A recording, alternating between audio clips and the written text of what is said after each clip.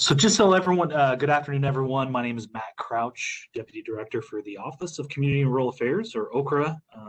Excited to see the list of interested parties.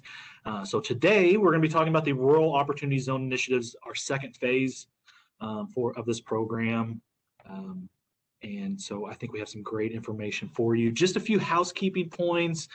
Feel free as we move along to include any of your questions in the lower right-hand corner if you in the Q&A section, and we will get to those and answer those all at the very end. But feel free again to do that, or you're welcome to use the raise hand function as well on the right side of your screen when you open up that participants piece and raise your hand. And then once we get to the end, we will call on you, and you can ask your question at that point and we'll provide an answer. So otherwise we will get started now. So Christmas, next slide. Again, thank you. Yeah, thank you again for participating in this webinar. Next slide. So what we're going to cover today is we're going to talk a little bit about our major sponsors, and because this is a cooperative effort, a partnership between some key groups, agencies, and university, and so we're really excited about this, getting a second phase of this program. We'll talk about given a high-level overview of opportunity zones, how they came about, what's the purpose of it. Then we're going to talk about our program, this ROZI, the Rural Opportunity Zone Initiative. We'll share some important information about what we've learned through the first phase, and then be certain to share what our expectations are. This is a program, and I'll be the first one to say, we're going to say it multiple times, so it may sound like a broken record, but we'll be doing this along with those that are selected. This is not a case of where we're hired consultants where we're going to do all the work, but this is going to be a process. We're going to walk you through a process of really building a team, collecting data, gathering local key stakeholders in the process, identifying projects, and then ultimately coming up with prospectus at the end. And that's going to require a lot of work on your behalf along with us. So then we'll share what your expectation you can expect from us through this process, and then we'll start talking through the application process, because we do have a limited number of openings available. And then we'll talk through the program timeline, so you can kind of get an idea of what time is going to what the timeline is going to look like, and how long it will take until a prospectus is completed. So next. So the key major sponsors, the Office of the Lieutenant Governor has been a key supporter of this initiative. Obviously, the Office of Community and Rural Affairs, the Purdue Center for Regional Development, and the USDA Rural Development. They're a major funder of this program for the second phase. And then we're really excited about adding the Indiana Housing Community Development Authority on board for the second phase, with so much of the investment and opportunity zones being around housing. This is a perfect time to add this key partner, and I think it's going to provide a lot of value to those participants. So next. So the key individuals that you would be working on if you apply and are selected, obviously myself, and then we have the Christmas Hudgens, our Community Affairs Manager, along from OCRA. We have also from the state, Sam Spergel from IHCDA. We're really excited about having her join, and then our great partners at Purdue Center for Regional Development, who were all involved in the first phase, Bo Ballou, Julie Rigrish, and Melinda Grismer. So the six of us will be working with those 5 or 6 that we select to be part of the second phase. Next slide. So now I'm going to turn over to Bo Ballou, and he's going to start talking about the how and why of opportunity zones. Yeah, good afternoon, everybody. Again, thank you for joining us. I want to indicate the same thing that Matt did. It's great to have you on board here. What I want to talk about, I'm suspecting that some of you are attending this webinar have delved into the opportunity zones already. So for you, we apologize. So we thought we'd go ahead and at least introduce it, talk about what it's about, how did it come about, and why did it get implemented. And so for those of you who don't know very much about it, hopefully this will be like a 30,000 foot level overview of that program. And if we get Chris, let's go to the next one. This whole initiative was really funded as part of the 2017 Tax Cuts and Jobs Act, the one that Congress passed, the one in which we all got a little bit of a higher income coming to our taxes were lowered a little bit. So that was really part of that whole big package that was passed. And really, opportunity zones is a pretty innovative approach to try to secure long-term investment by the private sector in communities, both urban and rural, that have been suffering from distress and low income for some time.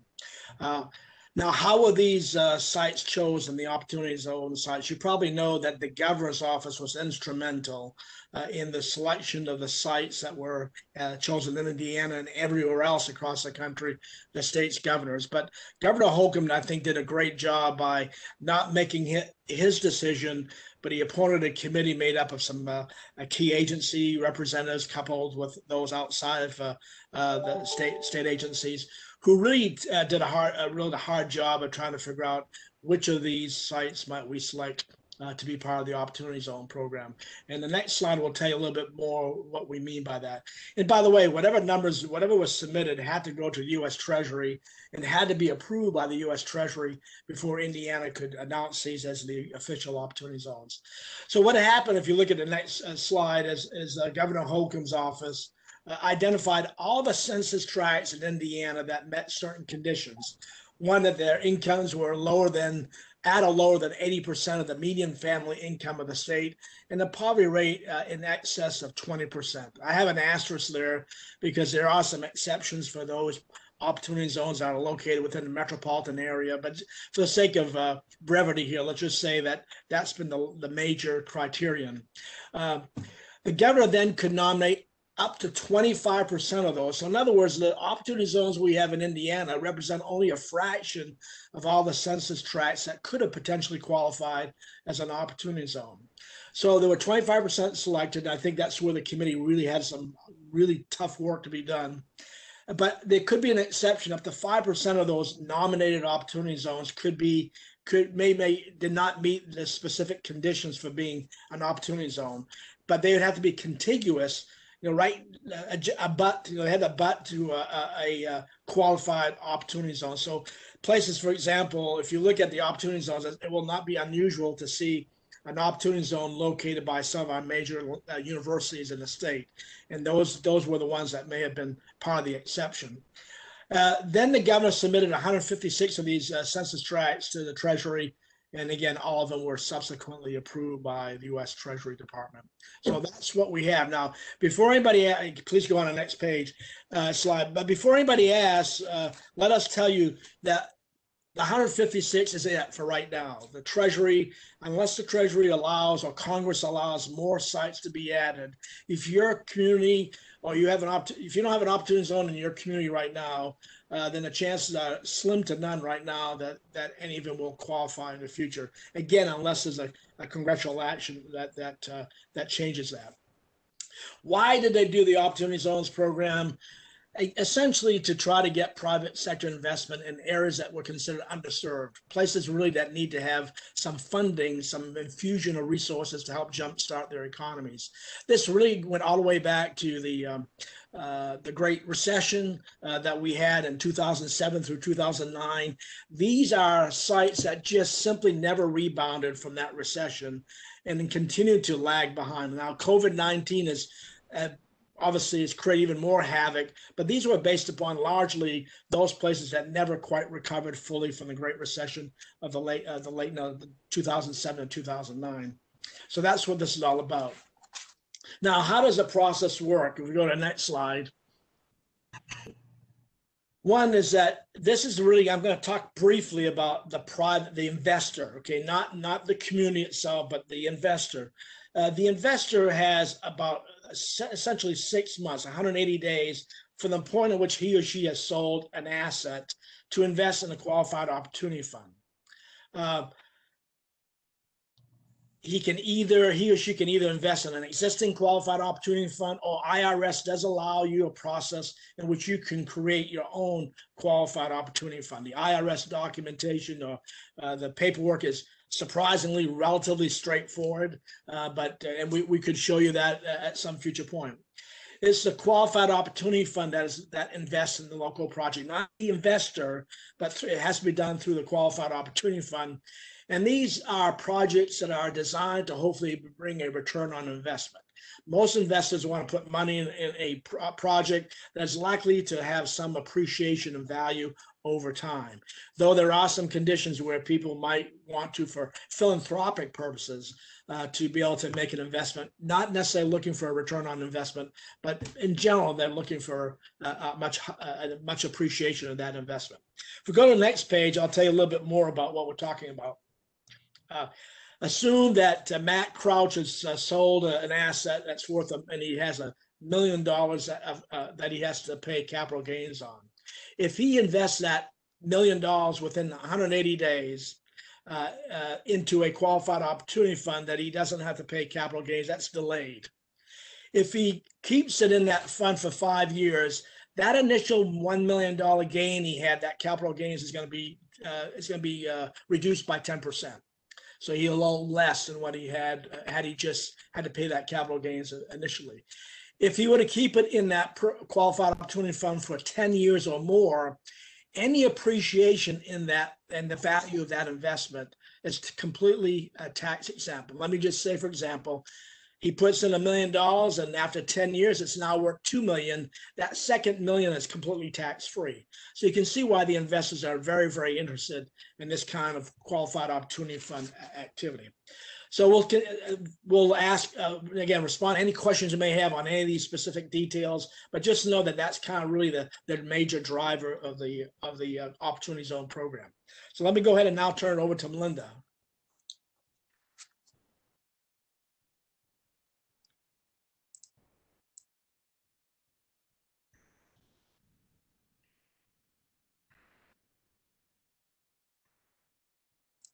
Melinda, you're muted. Melinda, you're muted.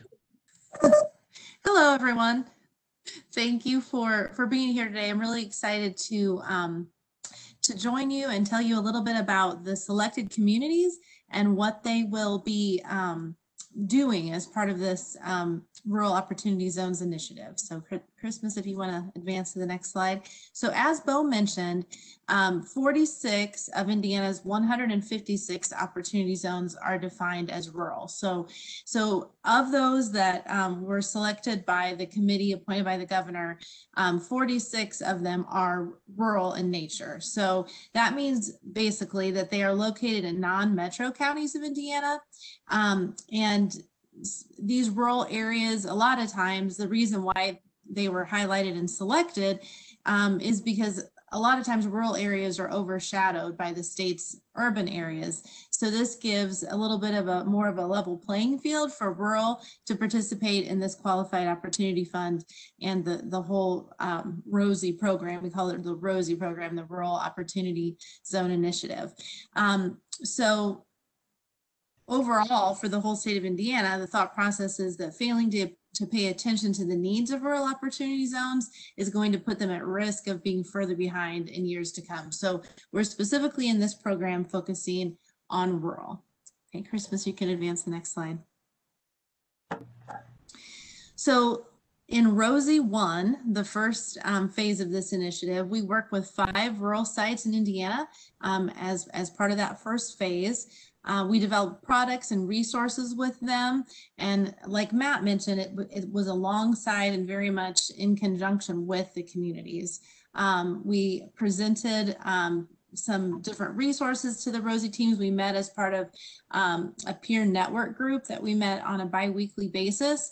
And we continue to bring resources and ideas that the communities could use, and then we cooperatively developed products and resources. So as part of some of those activities, those last two pillars show you we conducted some focus group sessions with residents and businesses located in the Opportunity Zone, as well as other community leaders.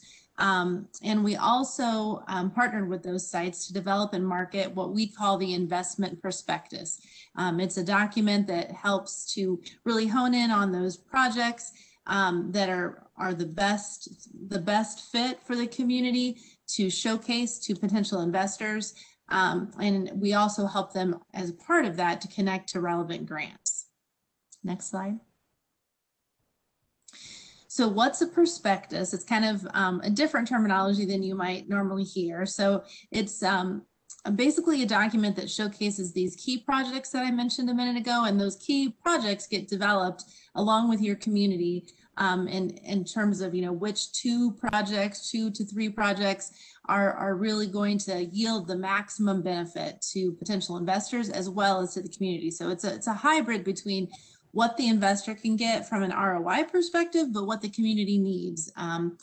And so that's what we worked on with those 5 communities. The cover shot there is Knox County's prospectus.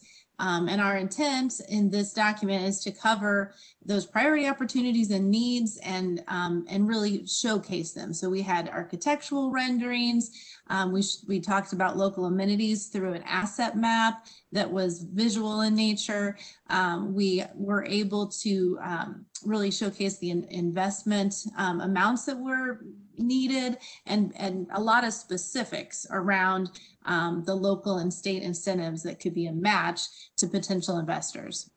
The prospectus highlights key community and economic development successes of the community in the recent past. So we had a table that showed all the different recent investments to really show some of the efforts that have been happening locally that investors might be interested in if they're investing in that community. All right, I am going to turn this over to Julie.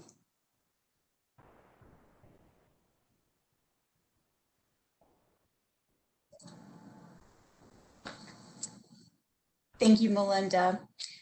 So as Melinda said, and Bo also mentioned, the program is designed to work in cooperation with local ROZI teams. So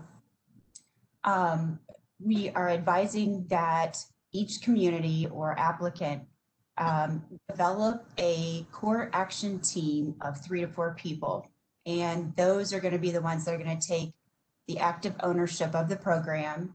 And the core action team should be energetic, dependable, and willing to put the time and effort in accomplishing the successful outcomes.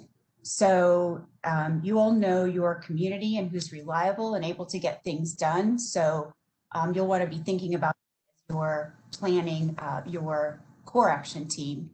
And some member examples might be economic development, Purdue Extension educator, chief elected official, local business owners, community investor, a marketing firm with emphasis specifically in economic development, a chamber organization, or a community foundation person.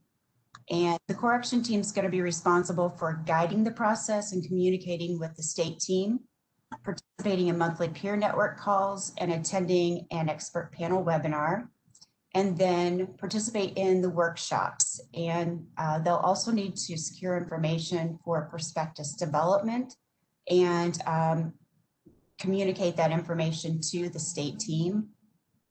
It's also advised to be mindful of local investors and then ultimately be responsible for timely submission of requested key information for the prospectus development. In addition to the core action team, an additional advisory team of 4 to 6 members is advisable. Those members are going to assist the core action team in various aspects of the program. The advisory team will be responsible for assisting with collecting and compiling information, being mindful also of local investors and other support to the opportunity zones, and give feedback and other support to the core action team. And some recommended team members for the advisory team would be a certified public accountant, an attorney, Main Street organization, a contractor, developer, regional planning organization, utilities organization, educator, whether that's from a school corporation or that's from a higher ed institution, and someone who can speak to the needs of the community within the opportunity zone in a constructive manner. It's really important to include the right people up front to avoid challenges later. Next slide. We're going to talk about the responsibilities of the state team. So what the state team is going to provide is hosting a one-on-one webinar with the selected ROSI teams to provide more information about the program, to provide data to the local ROSI teams, which pertains to their opportunity zone or zones, facilitate a virtual focus group with additional community members selected by the local ROSI teams, and then compile the results and give that information back to the local ROSI team. Sorry about that. Also, to conduct informative workshops to guide the local ROSI teams in their efforts, and host an expert panel webinar to further educate on opportunity zones and opportunities that may be available to the local teams. And then host a monthly peer network call with the ROSI teams and guide the local ROSI teams in the development of the investment prospectus. The development stage is going to consist of providing an outline to the local ROSI teams of key information to be incorporated into the investment prospectus, to answer questions and guide through that process, provide technical assistance and feedback regarding investment prospectus content, and provide funding to the local ROSI teams for applicable ROSI related activities such as studies or renderings, and design and produce a refined version of the investment prospectus to local ROSI teams and assist in the marketing of the final investment prospectus. And with that, I will turn it over to Christmas, who can guide you through applying to the program. Thank you, Julie. Okay, let me go ahead and pull this up for us very quickly. And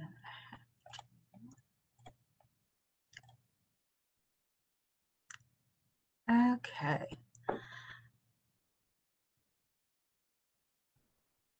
Okay, so hopefully everybody can see that. This should be relatively brief. We've tried to make the application fairly simple to complete and to submit. There's just some key pieces of information that we'd like to get from you up front, just so that we can have a better understanding of how you're going to approach this particular program and what your anticipated outcomes are. So obviously, first step in the process is to share a point of contact email.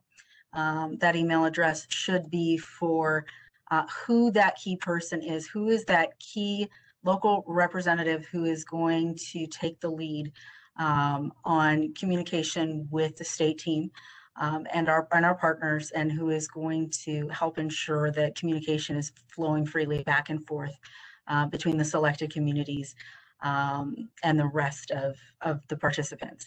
We're going to need a phone number, and we'd like to know what organization within the community you represent. If you do have a website, if you could just simply copy and paste the web address for us so that we can easily navigate to it. Now we're going to get into kind of the meatier parts of the application. First question is telling us a little bit about what programs your county has previously participated in, whether that is an OCRA program, whether you have engaged with PCRD, maybe done some ripple mapping, maybe worked with some of their digital inclusion resources, or IHCDA. What previous programs have you participated in? If you could list those out here for us, that would give us a better sense of what some of the things that your community has already accomplished in working with the state and its partners. Moving to the next question, we'd like to take a look at any previous planning efforts that have been done, primarily within the last 5 years. So if your community has a comp plan, if you have a downtown revitalization plan, maybe you've done a broadband plan, all of these things are things that we'd like to take a look at. What were the goals and priorities of those plans, so that we can make sure that there is alignment with the prospectus, and we're going to use that as a data source. So what would you like to accomplish through participation in the Rural Opportunity Zone Initiative? Knowing what the overarching goals of the program are, this is your opportunity to tell us a little bit more about what participation would mean for you and your community. What are your hoped for outcomes? What would you like to accomplish through your participation in the Rural Opportunity Zone Initiative? And what does that look like? What does it look like for your community specifically?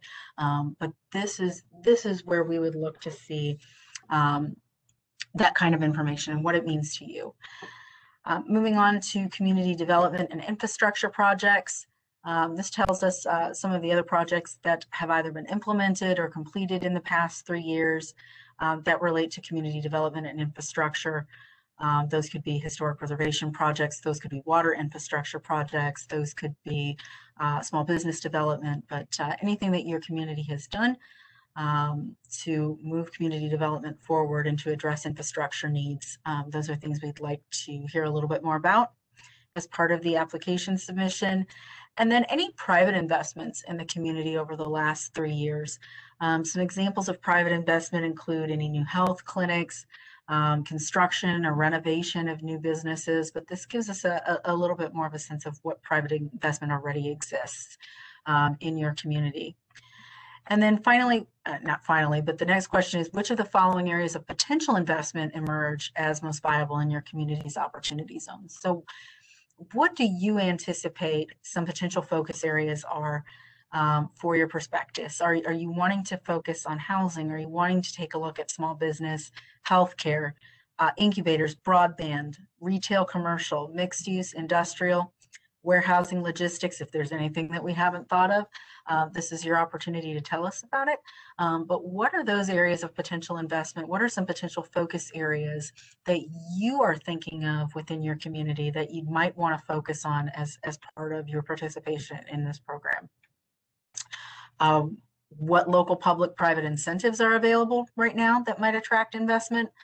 We're thinking about things like TIF, tax abatements, rental assistance, revolving loan funds. Please provide the details of any such incentives that exist within your community. And then finally, who do you anticipate inviting to be part of that core task force? So who are those team members? Who do they represent within the community? What do you anticipate their role will be on the task force? That will help us to understand why you have included them as part of your team.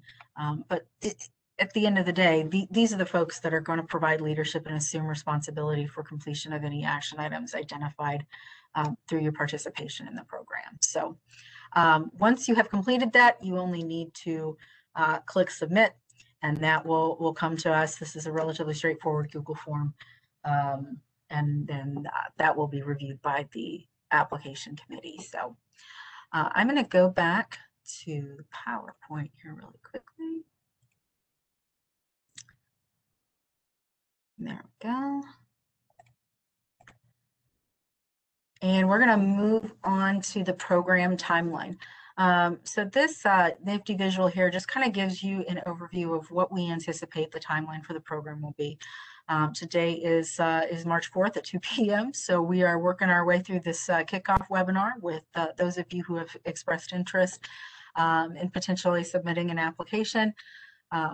We have a due date for the application that we just walked through of March 18th. So you've got a couple weeks to assemble that core team or to begin thinking about who you want to invite to be part of that team, to get the application filled out and submitted.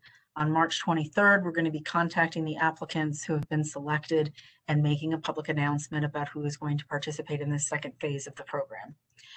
Once those applicants have been selected and notified, we anticipate scheduling those one-on-one webinars with each community between April 12th and 23rd.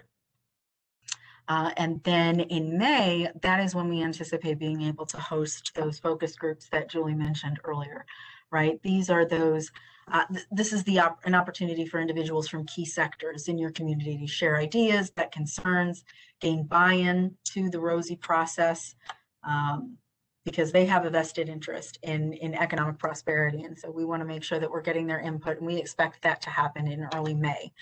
By June, we're going to move into those virtual workshops with each local ROZI team. This is where we're starting to move toward consensus. We're arriving at an agreeable plan. We're making decisions about which course of action should be undertaken. And then in June through August, that's when work is going to begin on the development of that investment prospectus content. And then once it is finalized, we'll be looking at doing some marketing and any final updates to the draft between September and November. That is our anticipated timeline to just kind of give you a better sense of what you can expect in terms of how this is likely to go. Now it's your turn. If there are any questions that you may have about ROZI, we'd love to hear them. I'm not sure if we have any questions in the chat. We can take a quick look here and maybe start with those. Oh, I do also want to mention your two primary key contacts, Matt Crouch, Julie Rigrish.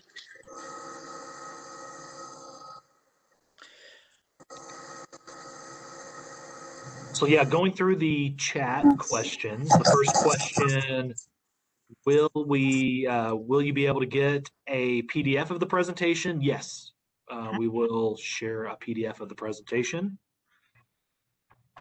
The second question is, who were the 5 in phase 1? So we had Knox County, Switzerland County, Davies County, the cities of Auburn and town of Garrett, and so up in DeKalb County, and then Kentland was, so those were the 5 pilots in the first phase. Let's see. The investor still has to pay the 90% from the original investment, correct? For capital gains, yes, that's correct. The next one, whether selected or not, it would be great for us to have a way to advertise our Opportunity Zone projects to various Opportunity Zone funds inside and outside the state.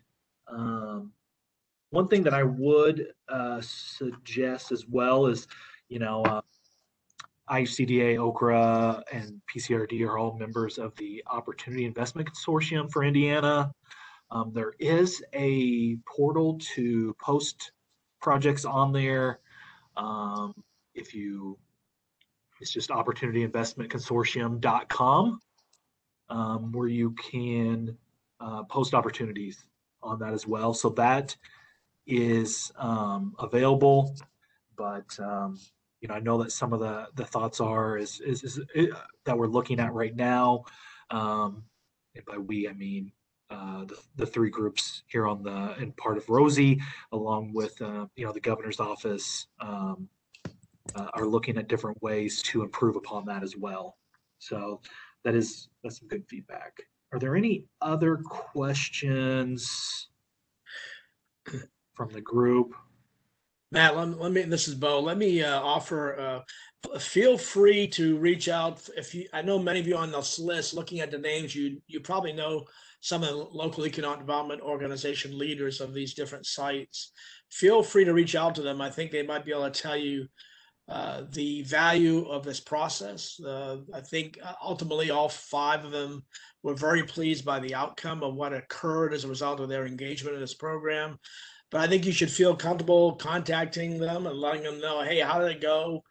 One thing we can probably tell you is that we know a lot more now than we did when we did theirs the first time. We've learned some things. We had some bumps and bruises along the way, which means that second phase is going to be a lot cleaner, a lot smoother, because we really have this pattern, I think, down to a science. So we're hoping that's why these are likely to get done in a very, very efficient way if we can get the things done that we laid out in terms of the timeline. And I would also add to that is, we were able to accomplish these goals also while combating the challenges associated with the obvious pandemic, and so and still came out with some truly excellent products. So the 5 prospectuses that were developed, have already started seeing some value and interest in them. And so, these are documents that we see as kind of living, breathing documents, so that they're continuously updated as projects are moving forward. And so, especially with like the one from Kentland, they're already moving projects forward, so they're replacing those with other ones. So it's just been a good, valuable program for participants. Any other questions?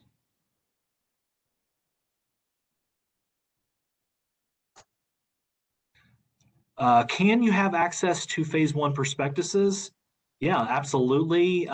We've been kind of fine tuning the last ones, making some changes, but I think all 5 are now in the finished product. Is that right, Julie?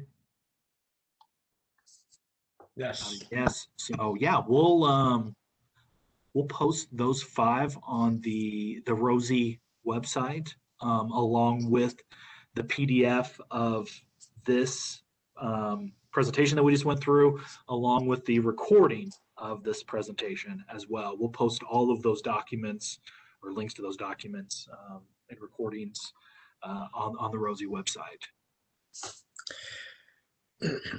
Yeah, Matt, I can say Bo again here. The questions in the application, you'll see why we are asking that, because they actually contribute to the ultimate investment perspective. There are things in that prospectus that reflect some of the questions that we have, such as what private sector investments have occurred in the last 3 years. What are things that really will help fill in some of the prospectus that we're going to work with you on. So that's why those are there. It's not a meaningless task. It's really a very valuable task to feed into your project.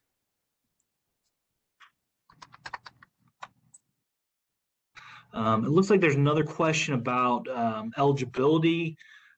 If you go to the OCRA website, the Opportunity Zone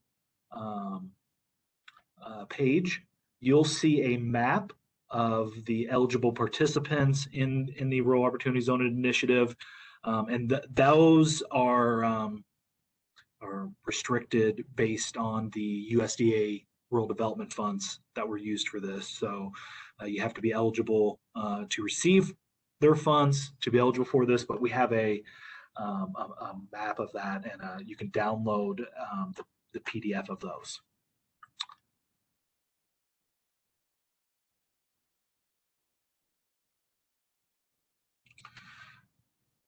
Looks like there's another question. Yeah, what infrastructure improvements qualify? Did you see that, Matt? Yeah. Yeah, the one thing I'll and Julie may want to add to this.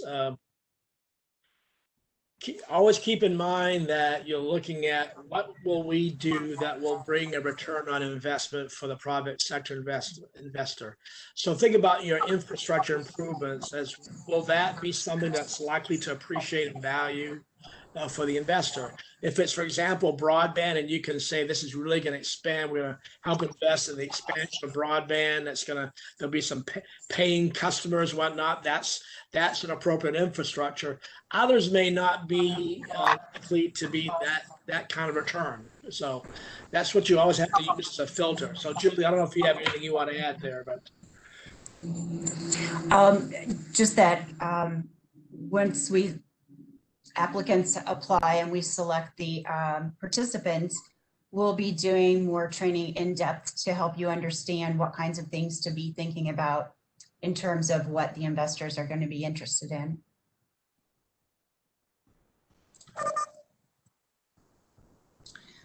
I would also add real quickly that when you're thinking about both that core task team, as well as the people that would be involved in the wider circle of participation in this project, really try to think about involvement from those that are located within the opportunity zone. So businesses located within the opportunity zone, and different organizations that work with them, so that there's real representation from those whose opportunity zone, whose residential areas, whose business areas will be directly affected.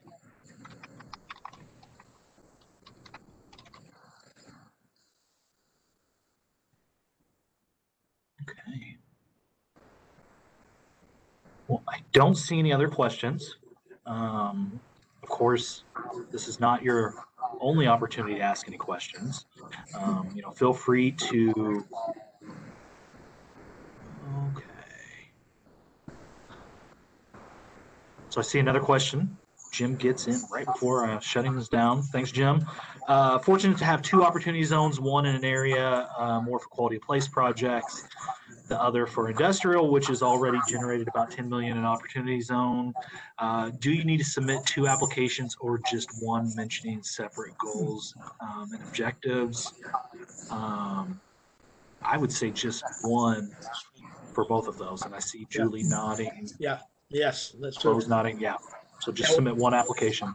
Yeah, for Knox County, Vincennes had two of them. DeKalb County, Auburn, and Garrett had two, had distinctly different priorities, and that was perfectly fine. Okay. Seeing no other questions, what I was just going to say is that continue to feel free to reach out to really any of us. I know it has myself and Julie listed as the primary contacts, but feel free to ask us any questions. We're happy to answer those. About the program, about the process, about the application, what we're looking for in terms of that, and otherwise, I appreciate your interest in the program and look forward to receiving applications. Any final words, Bo, Julie, Melinda, Sam, Christmas? No, just looking forward to the applications and in working together. Okay. Well, thank you, everyone. Bye-bye.